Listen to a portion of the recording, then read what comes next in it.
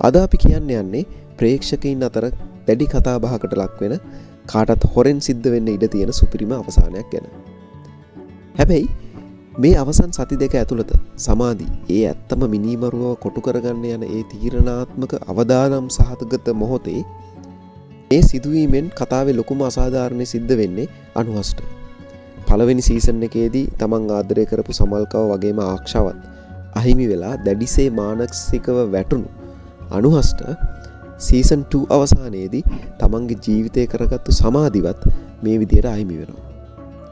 අවසානයේදී අනුහස් ආයමත් තනි වුණු අවාසනාවන්ත චරිතයක් බවට පත් වෙනවා. මේ හදිසි මරණයත් එක්ක මුළු ලංකාවම හඬවමින් අතිශය දුක්බර විදිහකට අවසන් වෙන්න පුළුවන්.